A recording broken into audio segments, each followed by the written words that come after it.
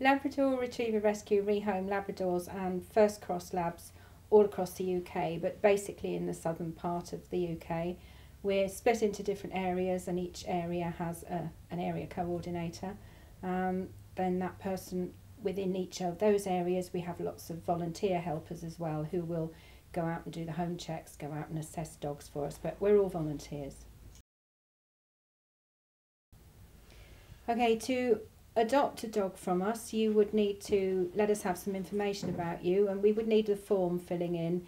The best way to get that form is to download it straight from the website. You can fill it in there and email it back to us, or if you're getting that form for somebody else who perhaps doesn't have online access, print it off and then post it to us. Once we get your form back, we will contact you to arrange to come and do a home check. That will mean one of our volunteers will call you up and arrange to come and see you. What they will do is check that your garden is enclosed, make sure none of the fences are down, make sure that the gates, if they're open, have got secure bolts on them, secure locks. They'll also bring one of their dogs along with them so that you can get a feel for what it's like to have a dog in your house. Labradors do grow pretty big, so if you're getting a puppy, once they've grown to adult size, a lot of people can be quite surprised at how big they do get. Okay, dogs come to us for all sorts of reasons. Probably marriage breakups, people die, owners moving abroad. I suppose the biggest thing at the moment is the current recession. People are losing their jobs, they can't keep up the mortgages on their houses, they're having to sell their house, and they're moving into rented accommodation, and there are very few rented accommodation landlords where you can actually have any pet at all, so they're having to give up their pets as well, which is really quite heartbreaking. We also get strays. Wherever we have a dog that comes to us, one of our volunteers will have gone along to see that dog in its home environment to assess it. We ask the family all about the dog, medical history, what training they know. If it's a stray, it will be in kennels, so we will then assess the dog in the kennels as best we can. But obviously we aren't able to get a history on the dog in kennels. We would try and put him in a foster home, and that way we can get a little bit more of a history about him. We can know what he or she reacts like in a home situation. Okay, there's no perfect rescue Labrador. They all come with a little bit of baggage issues, call it whatever you like. If they have come from a home where they've been left a long time, maybe because the family are working full time, the dog's been left 8 hours a day, those dogs can get a little bit bored. My own dog Archie, he was being left alone all day and he'd become quite destructive. The first thing he did when he came in here was raid the bin, pee up the walls. He was just a bit of a youth. Pain in the neck, so to speak. He was a bit of a pain in the neck. So I had to do a few training things with him just to get him to... Sometimes you'll have to go to training lessons with the dog. You'll have to take them to... most local places will have training courses. You can take a dog along.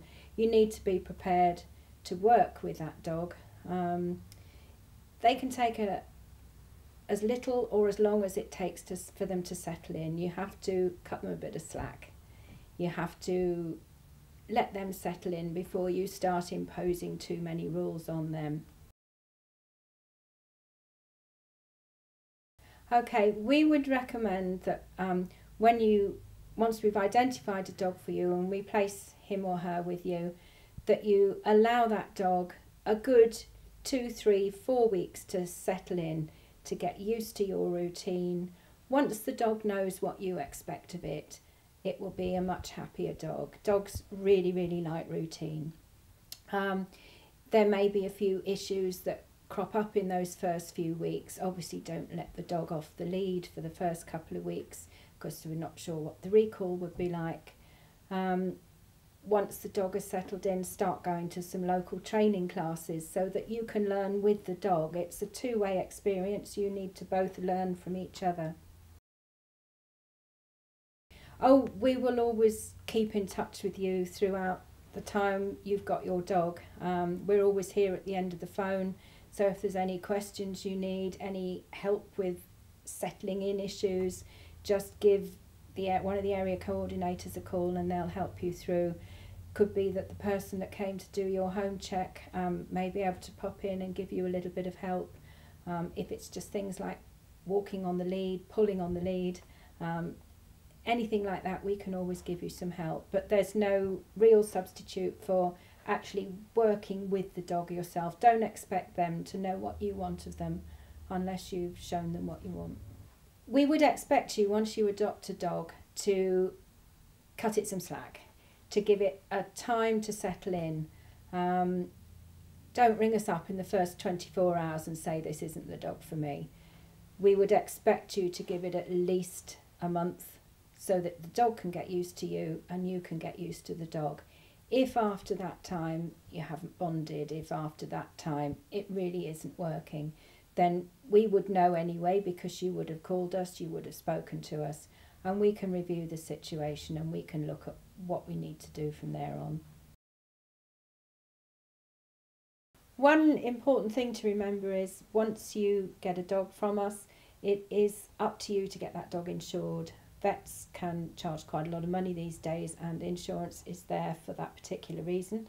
So you do need to make sure that you get your dog insured.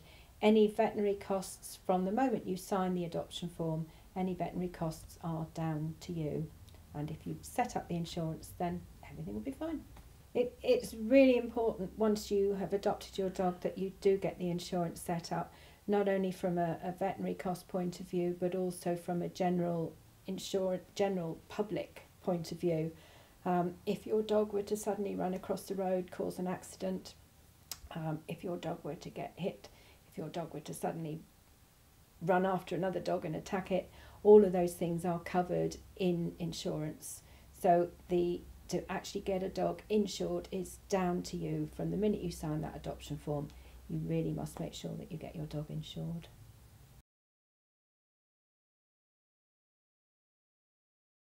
So once we've decided what dog would suit you, we would give you a call and tell you all about that dog, let you have a little think about it, preferably not too long.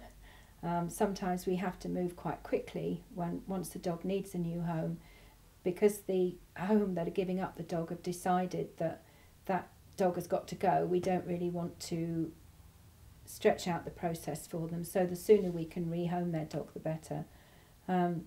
So we tell you about the dog that we think would suit you, and then you tell us yes or no, and then we would arrange to bring the dog to you.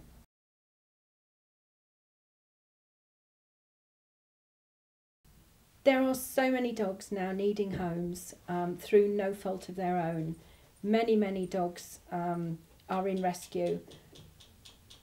You can have a dog whichever way you like. You can go to a breeder and pay a lot of money for a dog. You can come to rescue. We say give rescue dogs a chance. They deserve a home just as much as the next dog.